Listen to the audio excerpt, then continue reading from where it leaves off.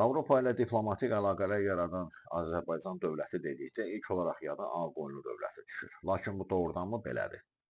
Avropa ilə ilk diplomatik əlaqələr yaradan dövlət Hülakülər dövlətidir. Belə ki, Hülakü xan 1256-cı ildə Azərbaycanı tutur, sonra isə paytaxtı Marağa olmaqla Hülakülər dövlətinin əsasını qoyur. Lakin Hülakanın yürüşləri tək bundan dayanmır. Onlar Əlamut qalası, Bağdad və həməmlüklər üzərinə yürüşə çıxırlar və ən böyük yürüş Məmlüklər üzərinə olur ki, aynı Calut döyüşündə bilirsiniz ki, Məmlüklər Hülakülərə qalib gəlirlər. Lakin Hülakülər ilk dəfə onlara qarşı Ақqa sərhədçiləri və Kilik erməni çarı Hetumla müqavilə bağlamışdılar. Hülakü xan ümumiyyətlə Məmlüklərə, Qızıl Orduya və Anadolu Səlcuq Sultanlığına qarşı bir xristian ittifaqı yaratmaq istəyirdi və buna görə də Akkadakı səlibçilərə müraciət eləyir və Avropa ilə əlaqələr yaratmağa onlara kömək etməsini istəyirlər.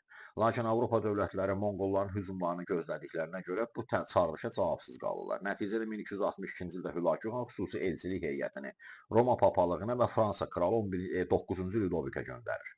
1262-ci ildə elçilik ora çatır və Ludoviklə də Papa ilə danışıqlar aparırlar. Elçilik heyətinə Macaristanlı Yohan rəhbərlik eləyirdi. Lakin danışıqlar o qədər də uğurlu nəticələnmir. Düzdür, bəzi sənədlər imzalanır, lakin bundan o tərəfə gedilmir. İkinci elçilik heyəti isə Bizans üzərinə və Kilikiya hökmdarı üzərinə göndərilir ki, onlarla ittifaq bağlanıb